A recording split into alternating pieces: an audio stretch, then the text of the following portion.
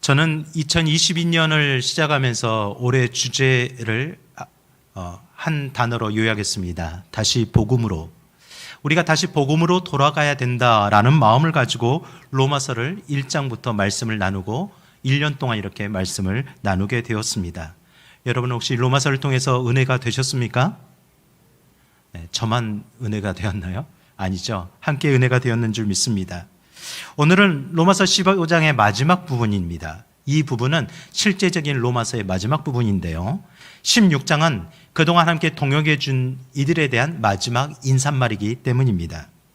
오늘 이 로마서 15장 마지막 부분을 통해서 다시 한번 로마서의 말씀을 정리하는데, 우리가 다시 복음으로 시작하자, 다시 복음의 사명을 갖자라고 시작했던 이 말씀이 오늘 똑같은 결론으로 진행되고 있습니다. 다시 복음의 사명을 되새기자, 다시 복음의 사명을 행하자. 오늘 우리에게 이런 말씀을 주시는 하나님의 말씀을 통해서 우리 각자에게 주시는 복음의 사명이 확인되길 원합니다. 지난주일 저는 복음의 제사장이 되라라고 말씀을 드렸습니다. 여러분의 각자의 삶에서 내가 복음의 제사장의 역할을 어떻게 감당해야 될지를 다시 한번 되새기고 거룩한 결심이 일어나고 기도하는 귀한 은혜의 시간이 되시기를 간절히 축복합니다. 우리 서로 예배드리는 분들을 함께 축복하는데요, 처음 보시는 분들은 더 격하게 축복을 해주세요. 당신은 복음의 제사장입니다. 할렐루야. 믿으십니까? 그럼 복음의 제사장이 뭘 해야 될까요? 다시 한번 우리 인사를 나누겠습니다. 다시 복음의 사명을 행합시다.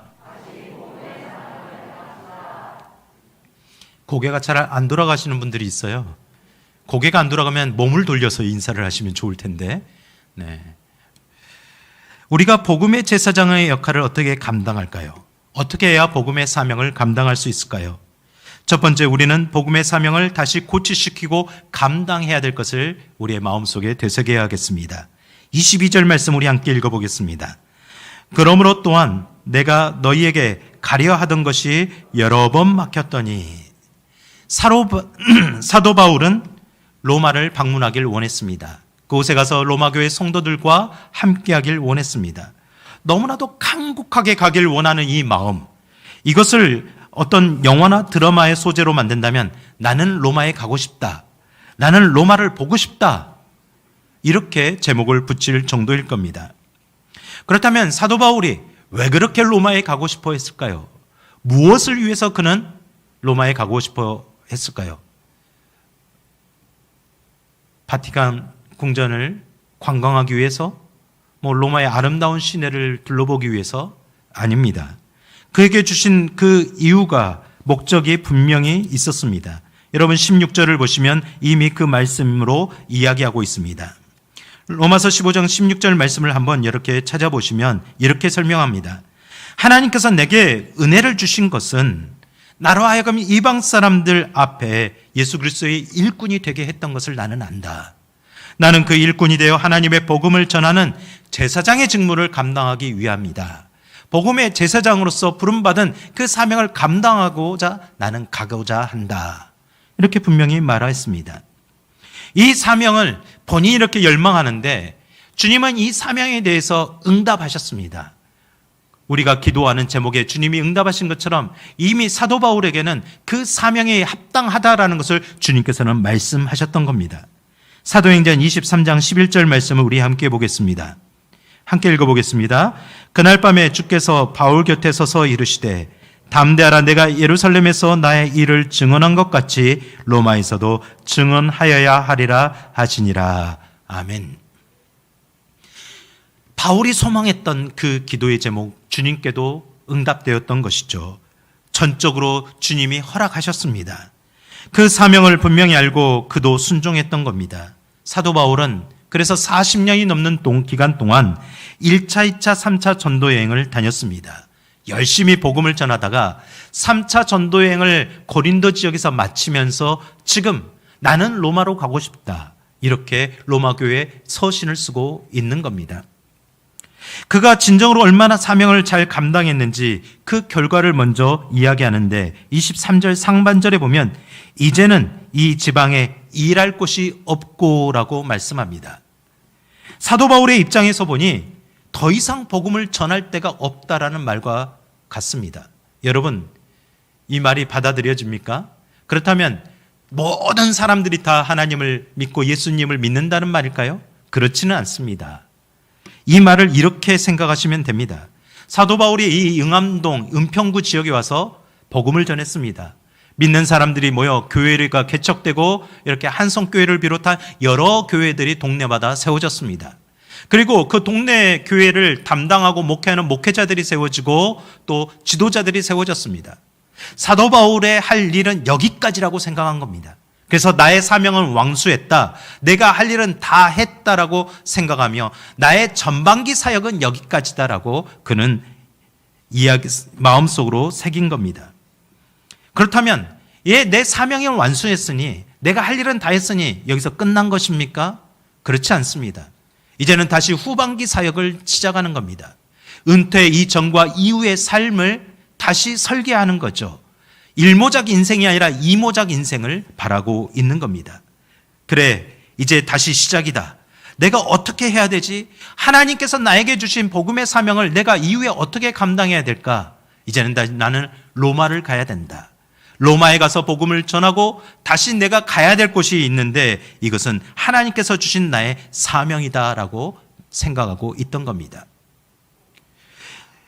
사도 바울이 이런 새로운 비전을 꿈꾸고 있었던 것, 새로운 계획을 세웠던 것은 젊었을 때가 아닙니다.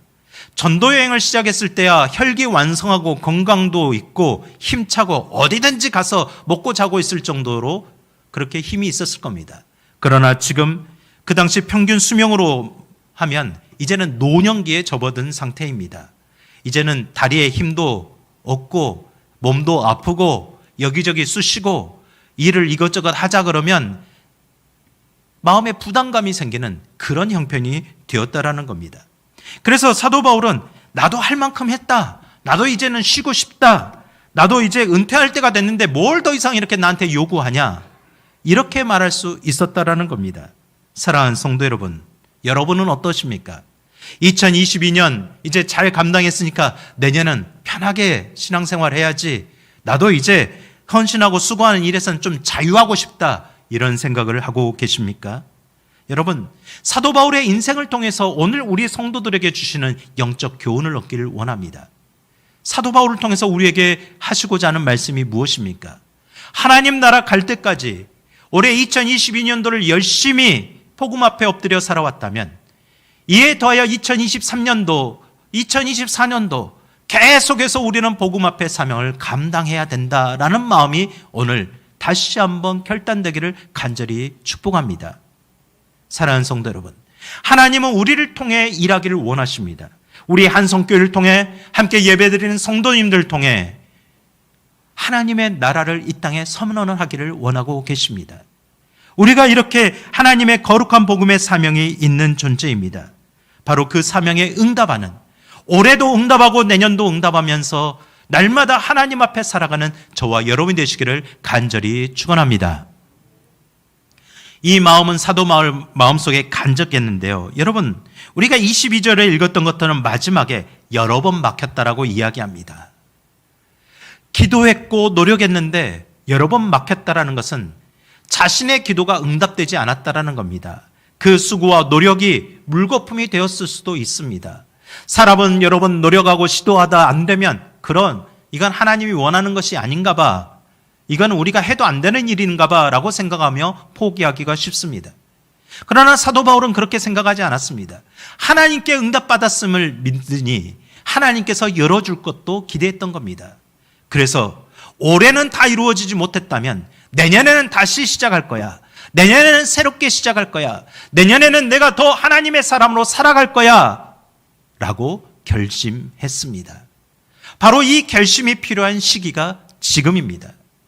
2022년 2주간이 남은 이 시기를 어떻게 보내고자 하십니까? 사랑하는 성도 여러분, 다시 결심하십시다. 다시 복음 앞에 엎드리십시다. 다시 우리에게 맡겨진 복음의 사명을 되새기십시다. 우리 몸된 교회를 통해서 하나님이 무엇을 원하는지 찾으십시다. 그리고 그 뜻을 함께 이루어가는 저와 여러분이 되기를 간절히 축원합니다. 할렐루야.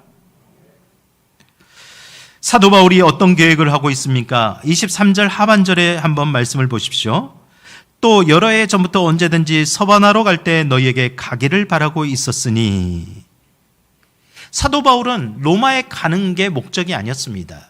자기의 복음의 사명의 끝이 로마가 아니었다라는 겁니다. 로마에는 잠시 들려서 성도들과 함께 교제하고 다시 떠나기를 원했습니다. 이 말은 자신을 소개하는 겁니다. 로마 교회 성도들에게 자신을 안 만큼, 자신을 알아간 만큼 자신이 이 사명을 감당하도록 자신을 도와달라고 하는 겁니다. 그래서 로마에 잠시 들려 서바나로를 가기 원했는데, 서바나는 오늘날로 스페인을 이야기합니다. 여러분, 우리가 성경을 볼 때는 개역 개정을 보고 있잖아요. 개역 개정도 한글로 많이 번역이 되어 있는데 아직도 옛날 한문과 여러 가지 언어가 번역되어 있는 옛날 성경입니다. 그래서 현대인들이 쉽게 볼 수 있는 우리말 성경, 새번역 성경들이 많이 있습니다.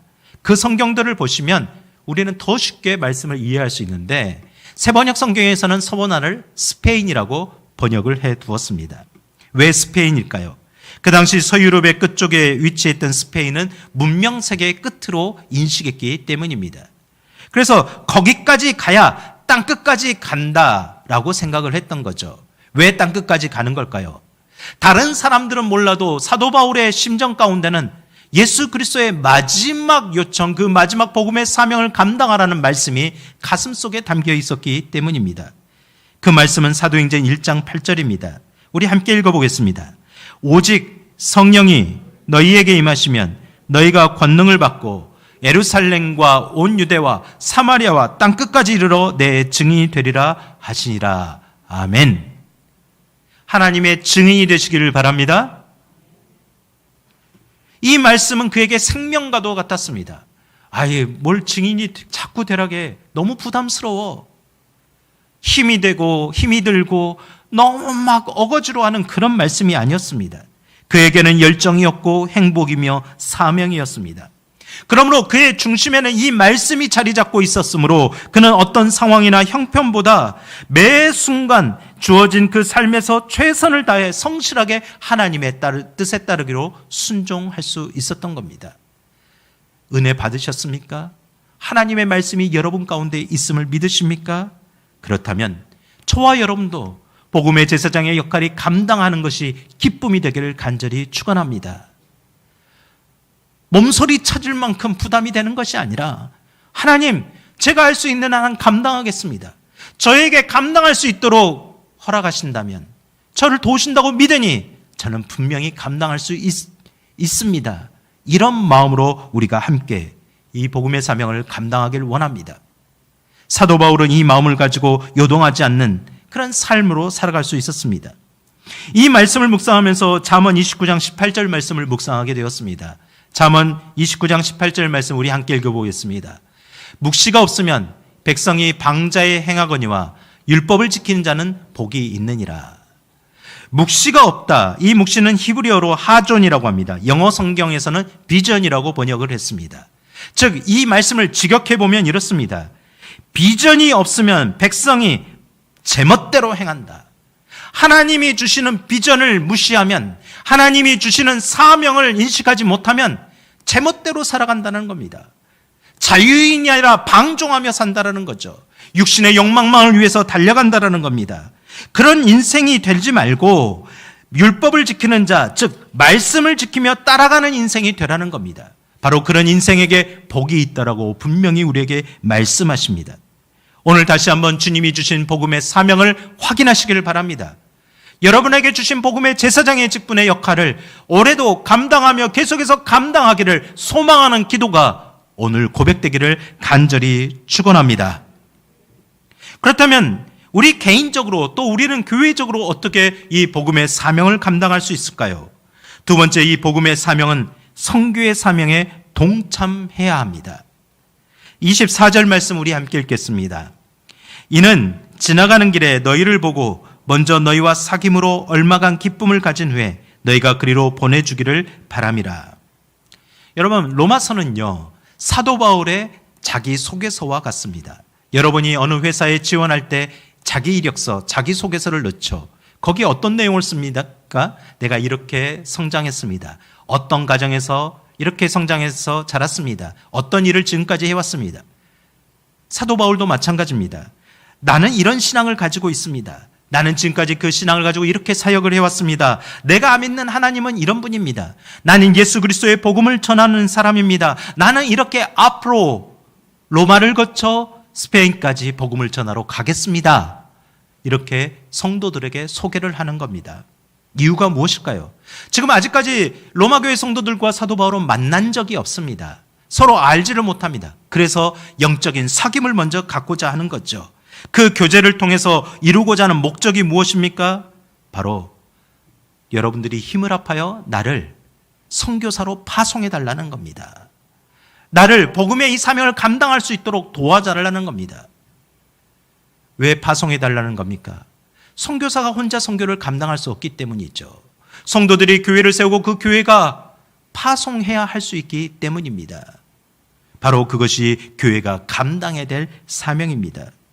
이 사명에 대해서 성교학에서는 한 문장으로 이렇게 표현을 합니다. 가든지 보내든지 하라. Go and send. 우리는 이 사명을 보고 이렇게 생각할 수 있습니다. 하나님, 미안합니다. 죄송합니다. 저는 생업이 있습니다. 돌볼 가족이 있습니다. 함께 갈 수가 없습니다. 저는 이 자리를 놓고 떠날 수가 없습니다. 아니, 저에게 선교는 사명이 아닙니다. 저는 이 일을 할 수 있는 능력도 없습니다. 관심도 없고 나갈 수도 없습니다. 이런 마음으로 끝내지 말라는 겁니다. 가야 되는데 네가 가지 못하면 다른 사람이라도 보내야 되지 않겠느냐? 그것이 선교에 동참하는 일이다. 네가 가든지 가지 못하면 보내야 된다라고 말합니다. 여러분, 우리 몸된 교회가 이곳에 있는 이유입니다. 우리도 복음의 사명을 감당하고 우리가 각자의 삶의 자리에서 감당하고 또 멀리 가야 될 사람이 필요하다면 우리는 파송을 해야 된다는 겁니다. 그것이 바로 교회가 존재하는 이유입니다. 선교사를 파송하기 위해서는 뭐가 필요합니까? 현실적으로 물질이 필요하죠. 재정이 필요합니다. 선교 사역을 돕는 사역비가 필요하고 생활비가 필요합니다. 그것을 너희가 감당하라는 거죠. 이러한 모습에 대해서 영국의 한 선교학자가 세계의 여러 세기를 분석하면서 이렇게 평가를 했습니다. 19세기 세계 선교의 중심은 유럽이었습니다. 그 중에서 영국이 감당했습니다. 그 당시 영국은 해가 지지 않는 나라, 경제적으로 성장하면서 부흥했었습니다. 그 경제적으로 성장한 부흥을 가지고 세계 선교에 이바지를 했습니다. 그런데 이제 이 영국 교회를 보니 거의 저물어 가고 있습니다. 할 일을 거의 다 한 것처럼 느껴집니다. 그래서 영국 교회의 세계 선교 시간은 저녁 9시라고 이야기합니다. 잠들고 있다라는 뜻이죠. 20세기 미국이 성장합니다. 미국이 그 힘을 얻게 되었고 바뀌게 되었습니다.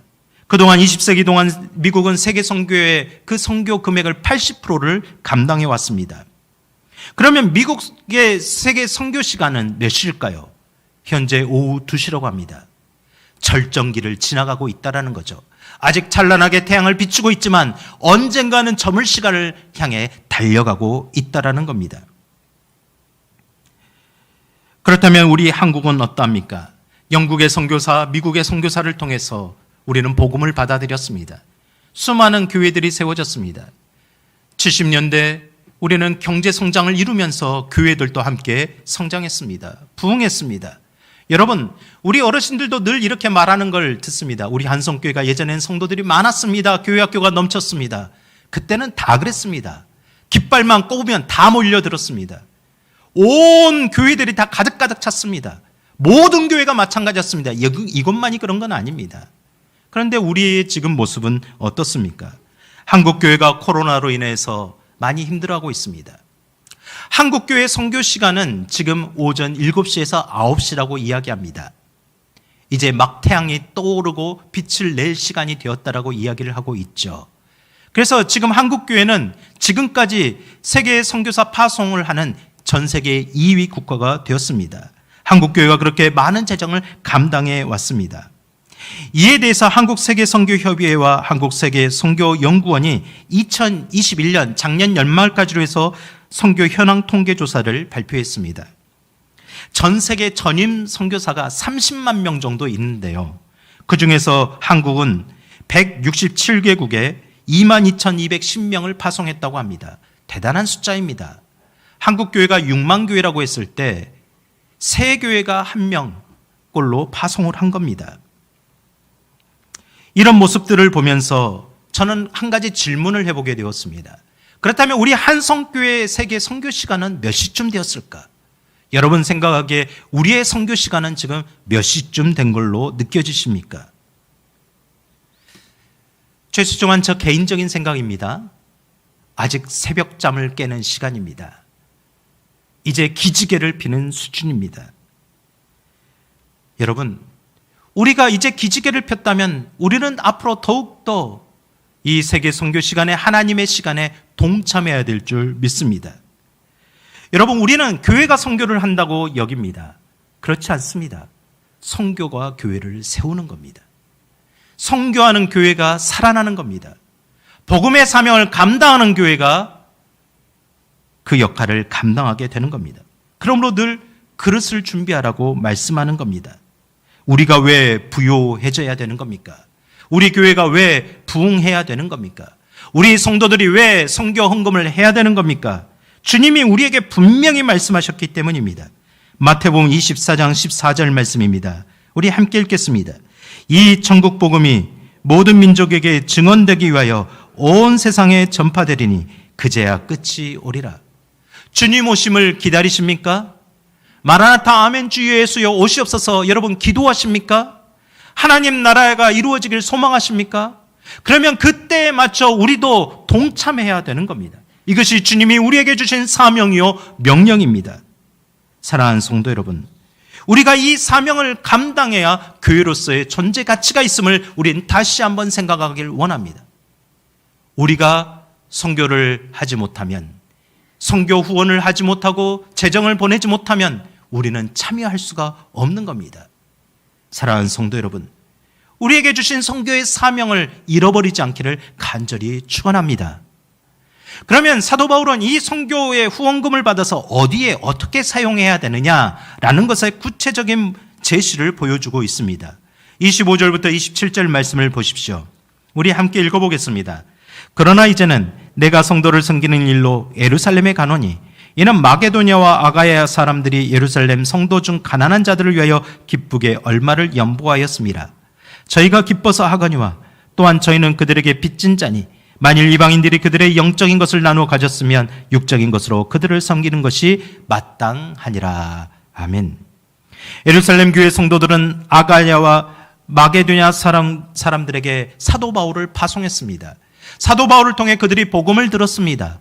그래서 그들도 하나님의 은혜에 참여하는 사람들이 되었습니다. 바로 영적인 은혜를 받게 되었다라는 거죠. 그렇게 이방인 교회들이 세워졌는데 어느 해에 소식이 들려옵니다. 예루살렘 교회 형편이 들려오는 겁니다. 그들의 형편이 너무 어렵다라는 겁니다. 성도들 중에는 누군가의 도움이 없고는 생계 유지가 불가능한 상태가 되었다라고 말합니다. 너무 안타까운 소식이 들리는 거죠. 이유가 무엇일까요? 두 가지 이유가 있었습니다. 구조적인 이유로 그리스도인들이 예수님을 믿는다는 것 때문에 과도한 세금 부과를 당하는 겁니다.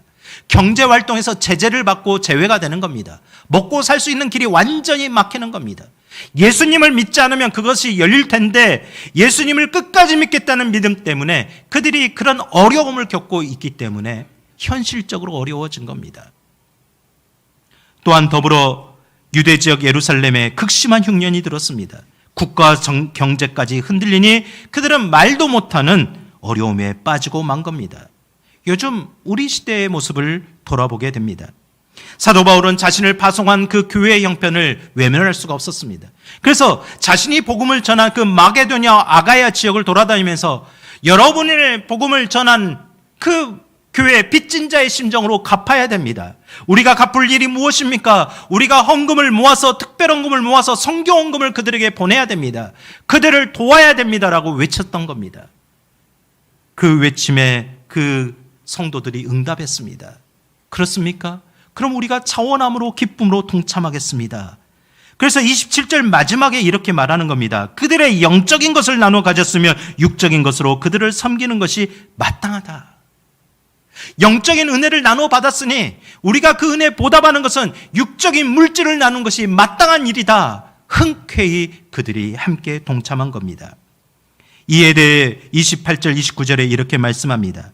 그러므로 내가 이 일을 마치고 이 열매를 그들에게 확정한 후에 너희에게 들렸다가 서번하러 가리라. 내가 너희에게 나갈 때 그리스도의 충만한 복을 가지고 갈 줄 아노라. 이 열매라는 것은 성도들이 모금한 헌금입니다. 이 헌금을 가지고 내가 너희에게 들렸다 가겠다. 로마에 들리겠다. 이 일을 마치고 내가 들리겠다. 이 소식이 어떤 소식이 됐을까요? 로마 교회 성도들에게 얼마나 복된 소식이 되겠습니까? 얼마나 기쁜 소식이 되겠습니까? 바로 이것이 그리스도의 충만한 복을 가지고 가는 것이다 라고 말씀을 하고 있는 겁니다. 여러분, 영적인 은혜를 주는 것도 그리스도의 충만한 복을 주는 거지만 우리가 물질을 흘려보내는 것도 영적인 그 충만한 그리스도의 충만한 복에 참여하는 길이 되는 것을 믿으시기를 바랍니다. 고린도후서 8장에 보면 이 마게도냐 성도들이 어떻게 이 모금을 했는지 헌금을 했는지의 형편이 나옵니다. 고린도후서 8장 2절에 보면 마게도냐 성도들도 힘든 상황이었습니다. 그들도 어려운 상황이었습니다. 핍박을 받고 경제가 형편이 어려웠습니다. 그런데도 마음을 모아 헌금을 했던 그 모습에 대해서 고린도후서 8장 9절에 이렇게 말씀합니다.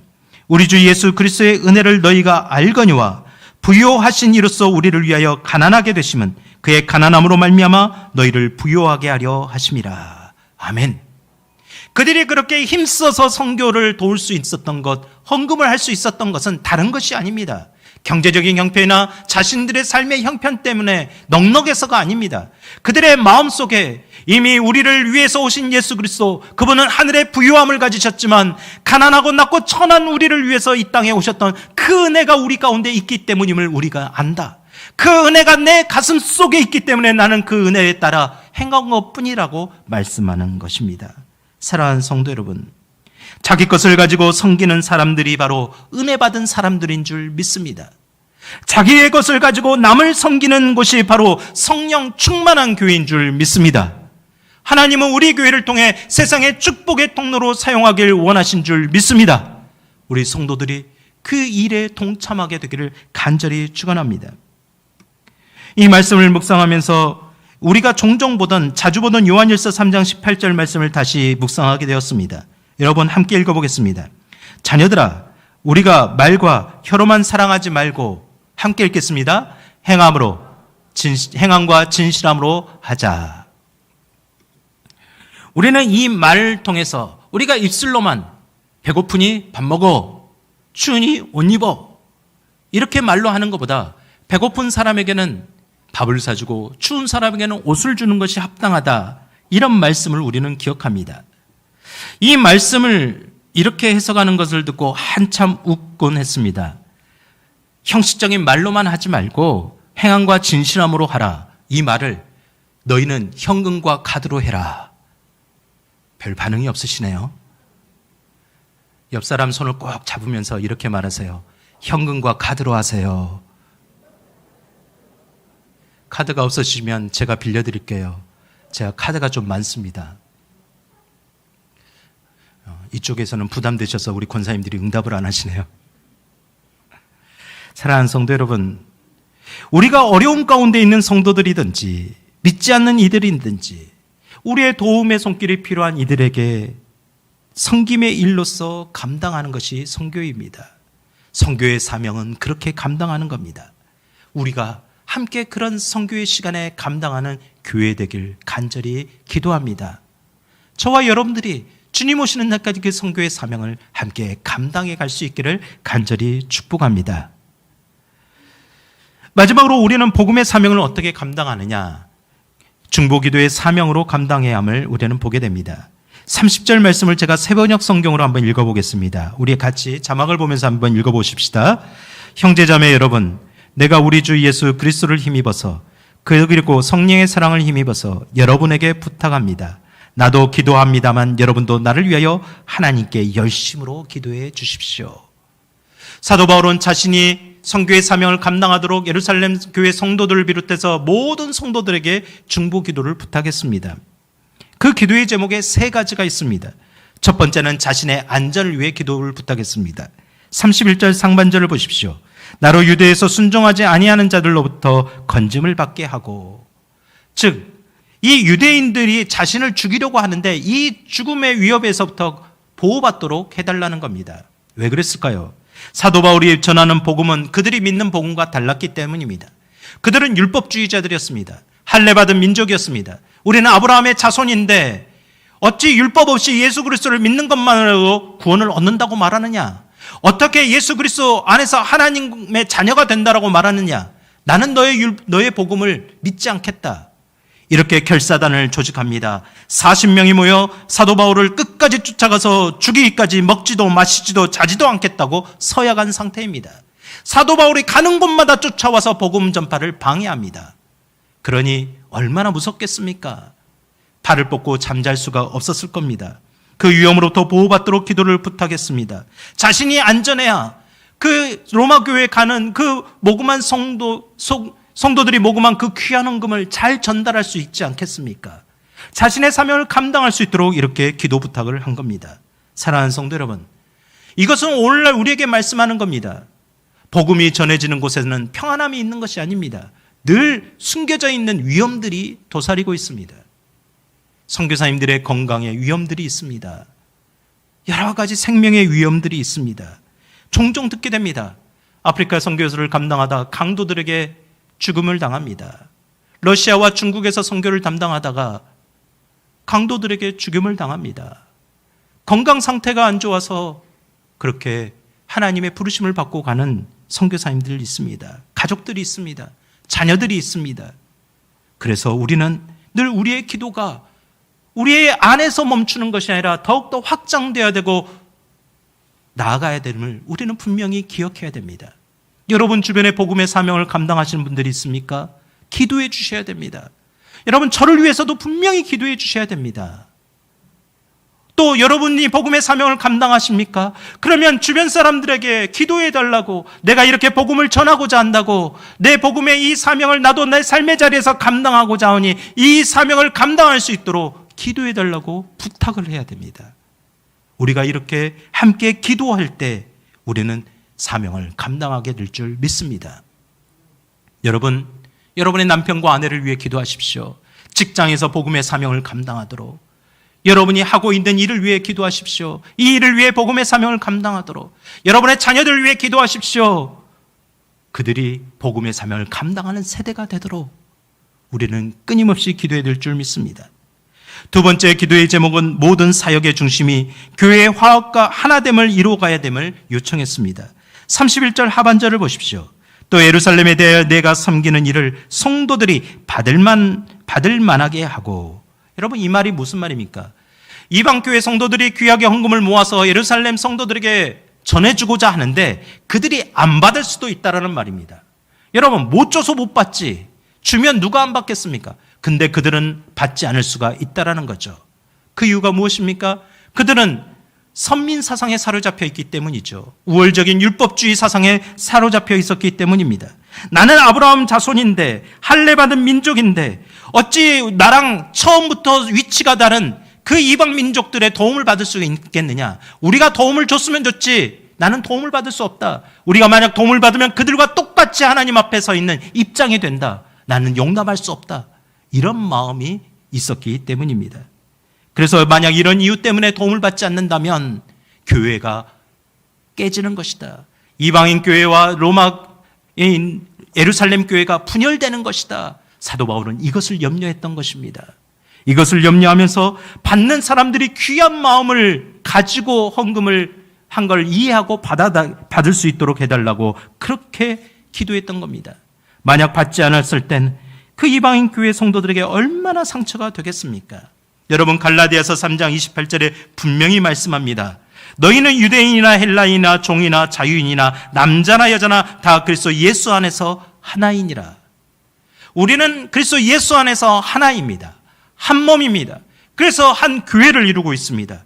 그러므로 우리가 모든 하는 사역의 중심은 하나됨을 목표로 해야 됩니다. 함께함을 목표로 해야 됩니다. 내가 섬기는 일을 감당해서 교회가 분열된다면 그것은 잘못된 것입니다. 사랑하는 성도 여러분, 안수 집사회가 하나 되어야 됩니다. 관사회가 하나 되어야 됩니다. 여전도회가 하나 되어야 합니다. 구역이 하나 되어야 됩니다. 모두가 다 하나 되어서 하나님의 일을 감당할 때 그것이 하나님의 뜻에 합당한 줄 믿습니다. 하나 되기 위해서 우리는 끝까지 기도해야 됩니다. 절대 어떤 것도 우리의 하나됨을 깨트릴 수 없도록 우리는 기도해야 됩니다. 사단은 늘 교회를 분열시키려고 유혹합니다. 늘 우리의 마음속에 시기심과 질투심과 불편한 마음들을 집어넣습니다. 여러분, 그 마음들을 이겨내야 하나 될 수가 있습니다.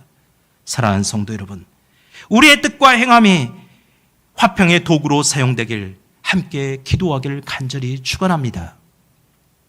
마지막으로 세 번째 기도 제목은 모든 일에 하나님의 뜻을 분별하도록 요청했습니다. 32절과 33절 말씀 함께 읽겠습니다. 나로 하나님의 뜻을 따라 기쁨으로 너희에 나아가 너희와 함께 편히 쉬게 하라. 평강의 하나님께서 너희 모든 사랑과 함께 계실지어다. 아멘. 이 기도의 제목은 사도 바울도 위대한 사도이지만 육체적으로 한계를 갖고 있다는 뜻입니다. 나도 인간이다. 나도 쉬고 싶다. 나도 은퇴하고 싶다. 나도 할 만큼 했으니 홀가분하게 이제 로마에 가서 헌금을 전하고 이제는 그만두고 싶다라는 마음, 이 마음을 가지고 있었던 겁니다. 나도 성도들에게 위로받고 싶고 나도 성도들과 즐겁게 교제하고 싶고 푹 쉬고 싶다. 여러분 그렇죠? 한 해 동안 수고하신 분들 다 그러실 줄 압니다. 구역장으로 교사로 어떤 직분으로 사역을 감당하다 나도 내년엔 좀 쉬고 싶다. 충분히 이해합니다. 어떤 아들이 주일 아침에 엄마에게 이렇게 말했다고 합니다. 엄마, 저 오늘 주일 아침에는 좀 쉬면 어떨까요? 온라인 예배도 드리는데 집에서 예배 드리면 어떨까요? 엄마가 말했습니다. 야, 네가 담임 목사인데 네가 안 가면 말씀을 누가 전해? 저도 쉬고 싶을 때가 있습니다. 저도 몸부림칠 때가 있습니다. 사랑하는 성도 여러분, 누구나 다 마찬가지입니다. 그러나 중요한 것은 그 마음이 있을 때 우리는 물어야 됩니다. 하나님 뜻에 합당한 일입니까? 하나님 뜻에 맞습니까? 그때 혼자 기도하면 힘이 듭니다. 기도 요청을 해야 됩니다. 서로 함께 격려하며 기도해야 됩니다. 예수님도 이렇게 기도했지 않습니까? 누가복음 22장 42절입니다. 이르시되 아버지여 만일 하나님의 뜻이 아버지의 뜻이거든 이 잔을 내게서 옮기시옵소서. 그러나 나의 원대로 마옵시고 아버지의 원대로 되기를 원하나이다. 사도 바울은 주님의 마음을 알았습니다. 그래서 그 마음을 가지고 하나님께 묻는 겁니다. 성도들에게 기도 부탁을 하는 겁니다. 내가 쉬는 것이 하나님의 뜻에 합당한지 함께 기도해 달라고 부탁했습니다. 여러분 어떤 응답을 받았을까요? 사도 바울의 기도는 응답되지 않았습니다. 하나님의 뜻이 달랐기 때문이죠. 그는 예루살렘에 도착하자마자 곧바로 체포되고 말았습니다. 로마로 압송되어 끌려갔습니다. 강제로 끌려간 겁니다. 편한 여행을 한 것이 아니라 죄수의 몸으로 끌려가게 되었고 2년간 지내다가 다시 하나님의 처음 뜻에 맞춰서 서버나로 복음의 사역을 감당하도록 나가게 되었던 겁니다. 이것이 하나님의 뜻입니다. 하나님의 뜻이 여러분의 뜻이 되기를 간절히 소망합니다. 하나님의 이끄심에 따라 살아가는 인생 되기를 간절히 축복합니다. 우리의 꿈, 우리의 열정, 우리의 사역, 우리가 교회 안팎으로 행하는 모든 것들, 우리는 함께 기도해야 될 이유가 여기 있는 것입니다. 내 인생, 내 삶 모든 것이 하나님의 이끄심대로 걷게 하옵소서. 하나님의 뜻에 따라 동참하게 하옵소서. 우리는 이 기도가 멈추면 안 될 줄 믿습니다. 혼자 기도하면 힘이 듭니다. 그래서 기도 요청을 하는 거죠. 중보 기도를 하는 것. 우리는 그것이 바로 복음의 사명, 선교의 사명에 동참하는 일인 줄 믿습니다. 사랑하는 성도 여러분, 오늘 주님의 말씀을 들으십시오. 주께서 우리가 선교의 사명, 복음의 사명, 기도의 사명을 감당할 때 분명하게 말씀합니다. 33절로 선포합니다. 평강의 하나님께서 너희 모든 사랑과 함께 계실지어다. 아멘. 하나님의 뜻을 감당하고자 하십니까? 하나님의 뜻을 묻고 그 인도하심에 따라 살고자 하십니까? 복음의 사명을 여러분의 삶의 자리에 감당하고자 하십니까? 복음의 사역에 헌신하면서 끝까지 이겨내고자 하십니까? 평강의 하나님께서 저와 여러분 가운데 함께 계실 줄 믿습니다. 기도하십시다. 하나님, 올 한 해를 은혜 가운데 보내게 해주신 게 감사합니다. 다시 복음 앞에 엎드려 복음의 사명을 감당하길 원하오니 이 마음을 잃지 않게 하옵소서. 한 해가 마무리하는 그 날 복음의 사명을 잘 감당했다고 말하고 내년도 더욱 열심히 감당하겠다고 하는 그런 거룩한 마음이, 거룩한 은혜가 나를 주장케 하옵소서. 나를 이끌어가게 하옵소서. 우리 자신을 위해서, 우리 몸된 교회를 위해서, 여러분의 가정을 위해서 우리 잠시 이 시간 함께 합심으로 기도하겠습니다. 걸어가시고 은혜로 오신 아버지 하나님, 오늘 이 시간 간절히 기도합니다. 주님, 기도합니다. 주님께서 우리에게 복음을 주셨습니다. 생명을 주셨습니다. 놀라운 은혜를 주셨습니다. 주님, 저는 그 은혜를 어떻게 받고 살아가고 있습니까? 저희는 그 사명을 어떻게 감당하고 있습니까? 주님, 저는 육신의 건강에 연약합니다. 제 형편은 녹록지 못합니다. 저는 그 사명을 감당하기에 힘이 듭니다. 그럼에도 주님이 이끄신다면, 그럼에도 주님께서 하신다면 주님 순종하겠사오니 주님, 나를 사용하여 주시옵소서. 우리 몸된 직분자들을 사용하여 주시옵소서. 교회를 사용하여 주시옵소서. 우리로 하여금 복음의 사명 앞에 엎드리게 하옵소서. 선교의 사명, 기도의 사명을 가지고 동참하게 하옵소서. 다시 복음으로 살아가는 주님의 사람이 되길 원하오니 이 거룩한 열정 가운데 은혜를 부어 주옵소서. 나의 힘으로는 되지 않습니다. 성령 안에서 도우소서. 성령 안에서 행하소서. 성령의 음성에 민감하게 반응하여 순종할 수 있는 마음을 주옵소서. 이 예배 가운데 머리를 숙였사오니 평강의 하나님께서 위로하여 주시옵소서. 이 모든 말씀 우리를 권하신 예수 그리스도의 이름으로 간절히 기도드리옵나이다. 아멘.